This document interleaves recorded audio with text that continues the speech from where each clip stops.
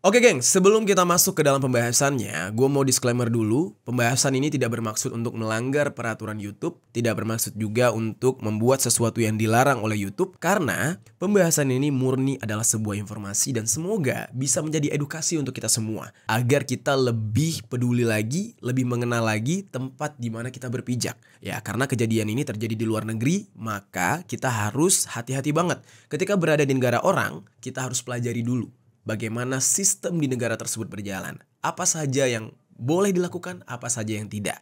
Karena di dalam kejadian ini kita bisa berkaca bagaimana ketidaktahuan akhirnya berakhir mengerikan. Geng, lagi-lagi staf Kementerian Luar Negeri Indonesia mengalami sebuah tragedi yang mengerikan. Nah, tapi tragedi kali ini gue yakin banget bikin kalian semua bakal penasaran dan deg-degan banget. Yang mana pembahasan ini akan berhubungan dengan pembahasan soal kartel. Nah, biasanya kan kalau kita membahas tentang kartel, udah pasti ruang lingkupnya adalah ruang lingkup negara-negara Latin tersebut. Ya kan? Gak pernah ada tuh hubungannya sama negara kita Indonesia. Nah, tapi berbeda dengan pembahasan kartel kali ini. Kartel kali ini kabarnya ya dari desas-desusnya telah merenggut nyawa salah satu staf dari Kementerian Luar Negeri negara kita, Indonesia. Nah, tapi ini baru desas-desus ya, geng. Salah satu hal atau penyebab yang dicurigai. Kalian boleh percaya atau enggak, nanti setelah kalian dengar alur ceritanya, kalian bisa menilai sendiri ya. Kalian bisa mengambil kesimpulannya sendiri. Nah, jadi geng, kejadian ini dialami oleh seorang diplomat yang bertugas di daerah Lima, Peru. Sama seperti Arya Daru, kasus diplomat yang baru-baru ini juga memiliki misteri dengan segala keanehan kasusnya. Dan kenapa gue bilang dari awal ini berhubungan dengan kartel? Karena memang ada sangkut pautnya dengan sekelompok kartel yang eksistensinya sangat ditakuti di wilayah Amerika Selatan alias di daerah Latin, seperti di Peru. Karena orang-orang yang tergabung di dalam kartel ini biasanya adalah orang-orang yang dikenal sangat kejam dan nekat. Mereka nggak pikir-pikir lagi untuk menghabisi nyawa orang lain. Gak peduli itu pejabat, orang penting, baik dari negaranya sendiri ataupun orang luar. Nah, di dalam kasus yang dialami oleh diplomat asal Indonesia ini, yang masih menjadi misteri, dia diduga ya dieksekusi oleh salah satu kartel besar di sana yang cukup terkenal. Yang mana kartel ini memiliki hubungan dengan kartel Sinaloa, salah satu kartel yang cukup ditakuti dan disegani di Meksiko karena jaringannya yang begitu besar sampai bisa melawan polisi-polisi di negara tersebut. Nah, di video kali ini kita akan membahas tentang kejadian ini, geng. Langsung aja nih, kita bahas secara lengkap. Halo geng, welcome back to Kamar Jerry.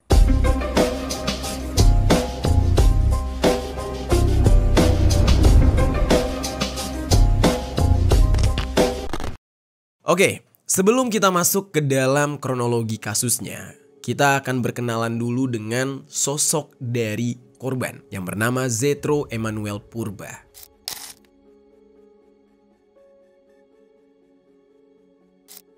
Nah, jadi geng, Pak Zetro Emanuel Purba ini usianya sudah 40 tahun. Ketika pertama kali berita mengenai dia dihabisi oleh orang tidak dikenal yang beredar dan viral, sempat disebutkan kalau beliau bekerja sebagai diplomat di Peru. Namun hal ini sudah dikonfirmasi oleh Armanata Nasir selaku Wakil Menteri Luar Negeri yang menyebutkan bahwa Pak Zetro ini ternyata bukan bekerja sebagai diplomat, melainkan dia ini adalah penata Kanselerai. Gua sendiri ya baru tahu ada jabatan seperti itu dan mungkin kalian yang nonton video ini juga baru tahu gitu. Pekerjaan seperti apa ini? Apa itu penata Kanselerai dan tugasnya gimana? Gue jelaskan dulu secara singkat. Jadi geng, penata Kanselerai ini adalah jabatan struktural di dalam birokrasi pemerintahan Indonesia, terutama di lingkungan Kemlu RI. Kanselerai sendiri itu berarti bagian dari administrasi kedutaan besar, konsulat atau perwakilan diplomatik Indonesia di luar negeri. Tugas utama dari penata Kanselerai ini adalah mengelola administrasi dan tata usaha perwakilan Republik Indonesia di luar negeri, seperti kedutaan besar, konsulat, atau perutusan tetap Republik Indonesia atau TRI. Dan fungsi dari penata Kanselerai adalah menerima, mencatat, dan menyimpan serta mendistribusikan surat atau dokumen dan mengarsipkan dokumen diplomatik maupun administratif, lalu mengurus jadwal, agenda, inventaris kantor dan kebutuhan operasional, serta membantu kelancaran tugas utama dari diplomat dengan menyediakan data administrasi yang rapi dan akurat. Nah, Pak Zetro ini berada di Peru juga belum lama, geng. Diketahui dia baru bertugas di sana sejak April 2025. Jadi bisa dikatakan ya cukup baru. Sehingga kalau kita hitung ya, dari awal dia di sana sampai akhirnya dia meregang nyawa di kasus ini, Pak Zetro ini baru bertugas sekitar 5 bulanan. Kalau dikatakan dia udah kenal banget dengan bagaimana sistem di Peru berjalan, ya kayaknya diragukan gitu ya. Nah, sebelum dia mengemban tugas ke Peru, Pak Zetro ini pernah mengabdi di Konsulat Jenderal Republik Indonesia atau KJRI yang ada di Melbourne, Australia, sebagai bendahara dan penata kerumah tanggaan atau BPKRT. Di sana, Pak Zetro ini memiliki peran yang sangat penting dengan jabatannya itu. Selama bertugas di Melbourne, Pak Zetro dikenal sebagai pejabat yang teliti di dalam mengelola keuangan dan selalu mengedepankan profesionalitas. Udah terkenal, profesional orangnya. Hal ini membuat dia tidak cuma dihargai oleh sesama diplomat aja, tapi juga komunitas warga negara Indonesia yang ada di Australia. Dan dia dikenal ketika bertugas di Melbourne ini, geng. Nah, setelah dia menyelesaikan tugas di Melbourne, dia sempat kembali ke Kementerian Luar Negeri yang ada di Jakarta sebelum akhirnya dia dipindah tugaskan ke Peru. Pak Zetro juga berangkat dari pendidikan yang baik. Dia menempuh pendidikan sarjana akuntansi dan memiliki sertifikat bendahara negara tersertifikasi atau BNT sejak tahun 2018. Dari latar belakang pendidikannya inilah yang menjadi penunjang dia di dalam administrasi dan pengelolaan keuangan di perwakilan diplomatik. Dan Pak Zetro ini dikenal sebagai sosok yang cukup pekerja keras dan mudah bergaul dengan siapa aja. Nggak pernah memilih-milih teman dan selalu menjadi teman yang cukup asik untuk jadi lawan bicara. Dan gak cuma tentang pekerjaan, tapi juga mengenai situasi yang sedang terjadi di dunia ini. Apapun lah. Rekan-rekannya di berbagai pos diplomatik itu menggambarkan dia sebagai sosok yang selalu bersemangat, ceria, baik di dalam pekerjaan maupun ketika berinteraksi dengan orang lain. Dan ketika Pak Zetro ini ditugaskan ke Peru, lalu harus dipindahkan ke sana selama beberapa waktu, dia tidak sendirian. Nah, dia ikut membawa serta istri dan anaknya. Dan ternyata geng, Pak Zetro ini tercatat sebagai warga dari Kelurahan Jombang, Kecamatan Ciputat, Tangerang Selatan. Dari pernyataan resmi Sugiono, ya, selaku Menteri Luar Negeri Indonesia, istri Pak Zetro ini bernama Priscilia. Dan Priscilia ini menyaksikan langsung dengan mata kepalanya sendiri ketika suaminya dihabisi. Wah, serem banget ya. Sekarang kita bakal masuk ke dalam pembahasan bagaimana kronologi dari aksi mengerikan ini.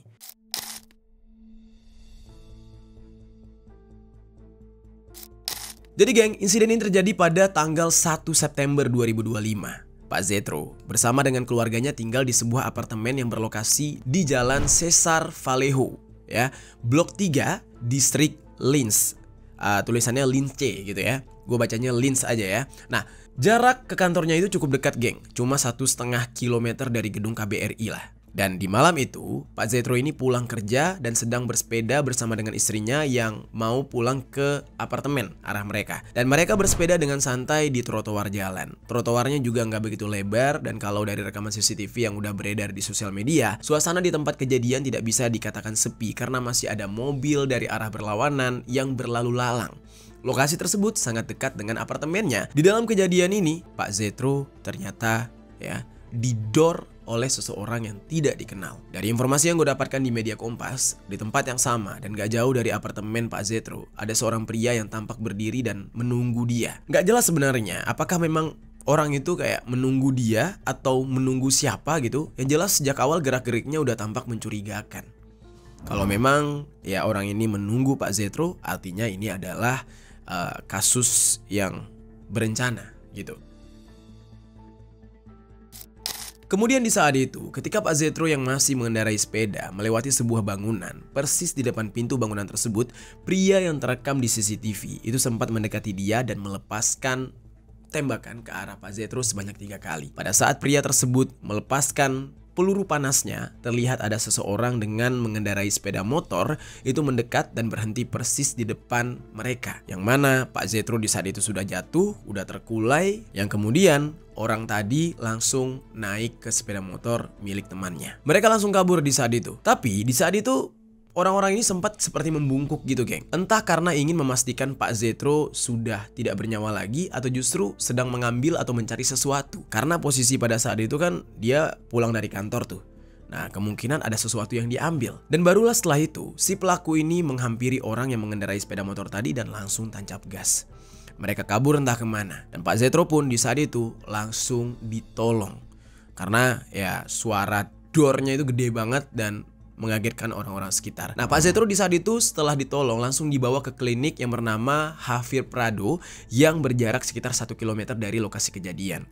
Karena jaraknya yang dekat, di saat itu orang-orang berharap Pak Zetro ini bisa langsung ditangani dan kalau bisa ya diselamatkan. Nah, namun sedihnya geng, nyawanya ternyata tidak bisa tertolong karena adanya peluru yang bersarang di kepalanya sehingga menyebabkan cedera fatal. Dan Pak Zetro pun dinyatakan meninggal dunia di hari yang sama.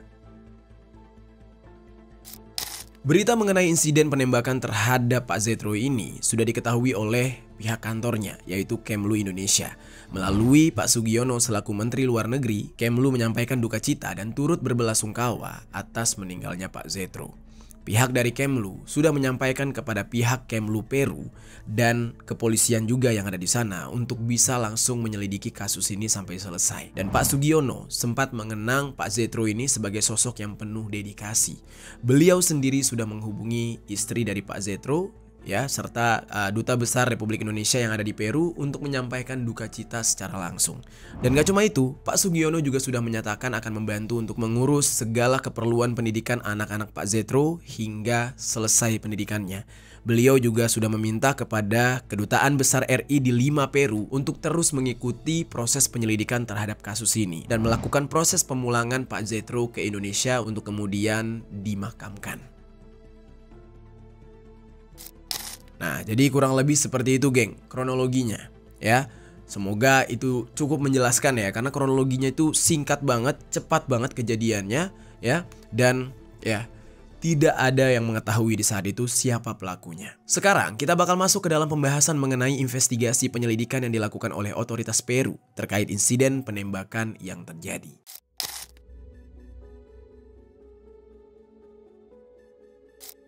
Jadi geng, keesokan harinya setelah kejadian nih ya, tepatnya di tanggal 2 September 2025, kepolisian Peru mengkonfirmasi bahwa penembakan yang terjadi pada malam itu memang dialami oleh seorang staf yang bekerja di KBRI 5. Kepolisian Peru juga menyatakan mulai menyelidiki untuk mencari pelaku serta mengetahui motif dari kejadian ini. Dan untuk mendukung bukti dari penyelidikan, polisi Peru juga sudah melakukan otopsi kepada jenazah Zetro agar mengetahui penyebab pasti dari meninggalnya. Maksudnya penyebab pasti itu kayak sebenarnya itu yang membuat dia meninggal itu peluru yang bersarang di mana? Di kepala kah atau di tempat lain. Terus juga diharapkan dengan proses otopsi tersebut polisi bisa mengambil peluru yang mungkin masih bersarang di tubuhnya itu dan melacak siapa yang memiliki pistol untuk digunakan dalam mengeksekusi Zetro. Karena kan setiap peluru itu ada kodenya geng, jadi bisa dilacak. Kecuali kalau pelurunya itu ya peluru bajakan atau peluru rakitan gitu. Setelah otopsinya selesai, jenazahnya akan dipulangkan ke Indonesia dan dikabarkan ya bakal sampai di Indonesia pada tanggal 9 September 2025. Berarti saat gue syuting ini ya jenazahnya udah sampai gitu ya. Namun geng, sebelum Pak Zetro ini dibawa ke rumah duka yang ada di kawasan Ciputat, jenazah Pak Zetro akan disemayamkan terlebih dahulu di kantor Kementerian Luar Negeri yang ada di Jakarta Pusat. Nah, di saat itu, Kepala Kepolisian Nasional Peru yang bernama Victor Guivar itu berspekulasi bahwa serangan yang dialami oleh Pak Zetro ini merupakan aksi penghilangan nyawa berencana untuk membalas dendam, yang mana ini lebih ke arah masalah personal. Kesimpulan ini diambil oleh Guivar berdasarkan ciri-ciri dari pelaku yang terlihat di rekaman CCTV, yang menurut mereka tidak terlihat seperti orang Peru atau nggak terlihat kayak orang Amerika Latin, namun malah terlihat seperti warga negara asing dari perawakannya. Namun sejumlah pejabat Indonesia mengatakan bahwa mereka meragukan dugaan dari Guivar ini. Ya, sebab menjelang insiden penembakan terjadi, Pak Zetro ini tidak pernah sama sekali bercerita kalau dia pernah atau sedang mengalami ancaman atau lagi ada masalah sama siapa, nggak ada. Di dalam pernyataan terbarunya, pihak berwenang Peru mengklaim kalau mereka sedang menyelidiki insiden yang dialami oleh Pak Zetro ini sebagai aksi penghilangan nyawa kontrak. Dalam artian, pelaku atau yang menjadi eksekutornya di dalam aksi ini adalah seorang hitman atau eksekutor bayaran. Wah, serem banget ya. Menteri Dalam Negeri Peru yang bernama Carlos Malavir, dia bilang update terkini terkait kasus penembakan ini yang menyebutkan bahwa tidak ada barang yang dicuri dari si korban setelah hal itu terjadi. Jadi ini bukan perampokan. Dan dia sempat melihat bagaimana gerak-gerik dari pelaku yang menunggu dan mengarahkan pistolnya tepat ke kepala korban. Ditambah lagi dengan tidak adanya barang yang hilang, membuat pihak berwenang Peru berspekulasi bahwa insiden ini bukanlah bagian dari perampasan harta benda, tapi memang berniat ingin menghabisi si target. Karena biasanya seorang hitman ya, cara dia untuk menghabisi targetnya yaitu dengan langsung mengarahkan door di kepalanya, atau dalam arti kata tepat di kepala dalam bahasa Inggris gitu ya, sehingga targetnya bisa langsung selesai. Jadi nggak ada tuh babi-bu ngambil barang atau ngancam-ngancam, nggak ada. Kecurigaan muncul ketika adanya dugaan kalau kemungkinan besar aksi tersebut sudah direncanakan dengan sangat matang dan sudah disusun dari jauh-jauh hari. Nah, ada kesaksian yang diberikan oleh salah seorang tetangganya Pak Zetro yang mengatakan ada beberapa orang yang mengendarai sepeda motor terlihat melakukan pengintaian di lokasi kejadian beberapa hari sebelum tragedi ini. Dan tidak ada satupun dari mereka yang dikenal oleh si tetangganya Pak Zetro ini. Dan selain itu, masih ada lagi nih keterangan dari tetangga Pak Zetro ini, yang mana orang yang tidak dikenal itu juga sempat menawarkan jasa servis TV kepada warga sekitar. Jadi kayak melakukan penyamaran gitu, geng. Terus geng, di dalam kasus penghilangan nyawa, apalagi yang penuh misteri kayak gini, handphone menjadi salah satu bukti kunci ya. Soalnya kita biasanya melihat dengan siapa korban terakhir kali berkomunikasi dan apakah korban sempat mendapatkan ancaman sebelumnya atau enggak. Yang mana ya mungkin dia tidak menceritakan hal ini kepada orang lain. Dan polisi Peru juga memikirkan hal yang sama. Mereka merasa bahwa handphone Pak Zetro lah yang akan menjawab semua teka-teki dari kasus ini. Soalnya, polisi Peru ketika melakukan pemeriksaan awal menemukan adanya komunikasi yang dilakukan oleh Pak Zetro melalui handphonenya dengan nomor yang gak dikenal.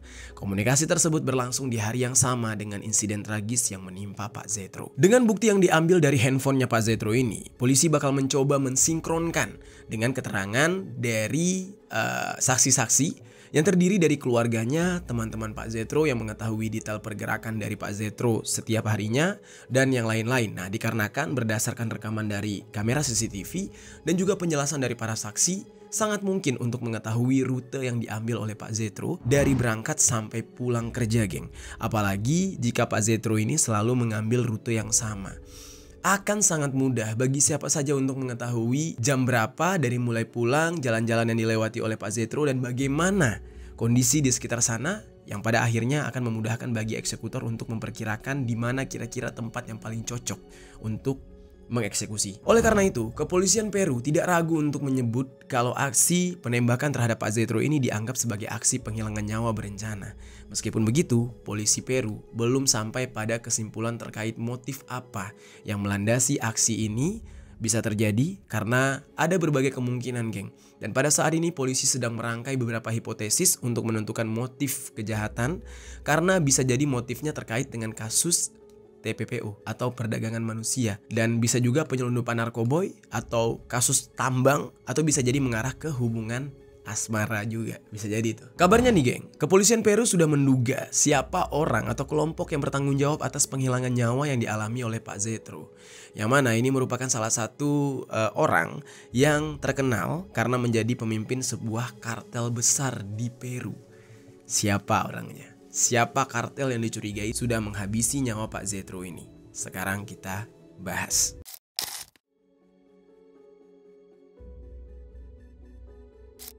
Jadi geng, setelah mengetahui bagaimana kronologi Pak Zetro dihabisi, banyak yang mengira kalau aksi tersebut bukan dilakukan oleh sembarang orang. Namun sepertinya orang yang sudah sering atau setidaknya pernah menghabisi orang lain sebelumnya. Dan polisi Peru sendiri menduga hal yang sama. Nah, salah satu sumber yang mengetahui kasus ini dan mengikuti perkembangannya menyebutkan kalau pelaku diduga terkait dengan anggota geng kriminal yang bernama One Family. Nah, untuk itu, polisi sedang menyelidiki keterkaitan Pak Zetro ini dengan terduga pelaku. Dan untuk mendukung penyelidikan, polisi juga sudah mengerahkan pasukan ke daerah Riso, yaitu sebuah wilayah di Peru yang disebut memiliki keterkaitan dengan korban maupun jalur operasi geng kriminal. Apa nih hubungan Pak Zetro dengan daerah Riso dengan kartel tersebut? Apa? Nah, jadi pihak kepolisian Peru sudah memastikan kalau Pak Zetro tidak pernah tercatat memiliki riwayat kriminal selama bertugas di Peru, sehingga polisi Peru meyakini kalau Pak Zetro hanya menjadi korban tindak kekerasan yang dilakukan oleh kartel yang ada di sana. Dijadiin target doang gitu. Untuk apa ya? For no reason lah. Dan meskipun begitu, diduga Pak Zetro ini masih terkait dengan geng kriminal yang bernama One Family ini, geng. Ada kaitannya, walaupun dia nggak memiliki catatan kejahatan, tidak punya salah, tapi kayak pernah berkomunikasi lah.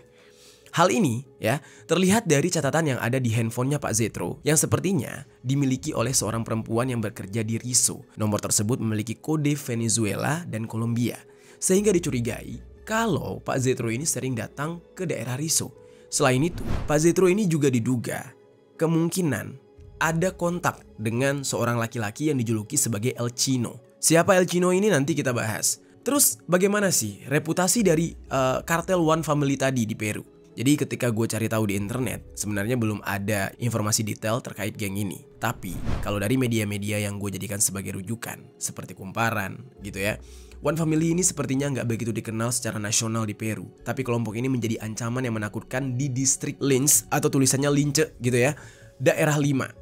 Yang mana media Kumparan itu mengutip sumber dari media lokal yaitu La Repubblica yang mengungkap kalau anggota geng tersebut pernah ditangkap di tahun lalu atas berbagai tuduhan yang mana diantaranya perdagangan manusia, eksploitasi seksual, ya, mempromosikan dan membiayai eksploitasi tersebut dan keterlibatan kriminal geng mereka serta pemerasan. Nah, terus masih dari sumber yang sama, geng atau kartel One Family ini disebut-sebut mengontrol berbagai aksi kriminal yang terjadi di distrik Lince tadi.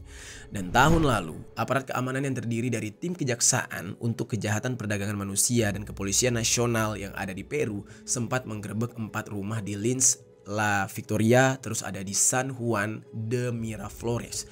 Yang kemudian mereka di sana menangkap sejumlah anggota dari One Family ini. Polisi mengungkap keberadaan dari seseorang di balik operasi One Family.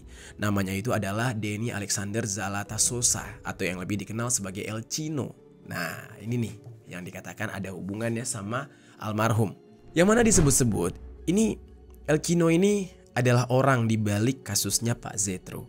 Dia diduga membentuk jaringan prostitusi kriminal di wilayah Giron Riso dan memaksa perempuan-perempuan agar terlibat dan masuk ke dalam jaringannya tersebut.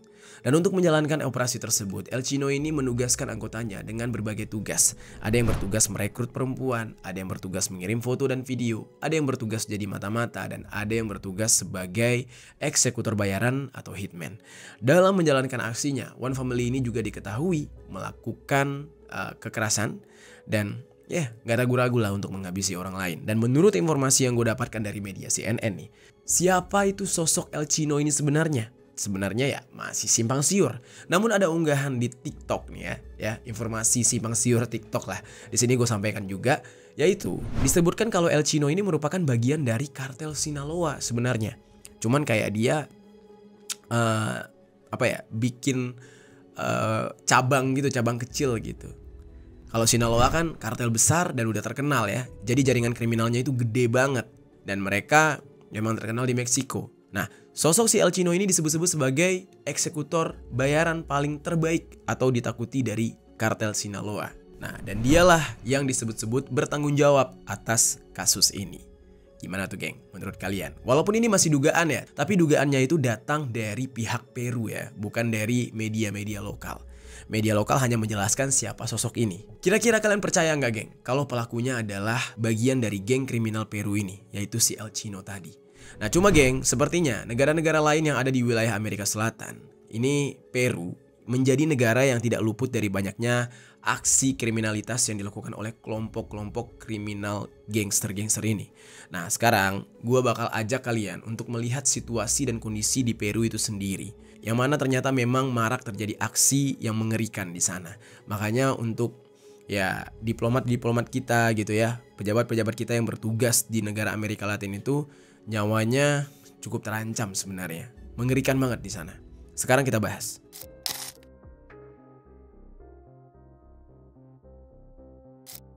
Jadi geng, Peru menjadi salah satu negara yang juga mengalami aksi kejahatan yang begitu tinggi. Berdasarkan data yang gue dapatkan dari Organized Crime Index, Peru mendapatkan skor sebesar 6,4 untuk tingkat kriminal di negara tersebut. Dengan skor itu, Peru menempati posisi ke-32 dari 193 negara di dunia, atau posisi ke-10 dari 35 negara yang ada di benua Amerika, dan posisi ke-6 dari 12 negara yang berada di kawasan Amerika Selatan untuk daerah paling berbahaya. Dan Peru menjadi negara asal sekaligus tujuan dari perdagangan manusia.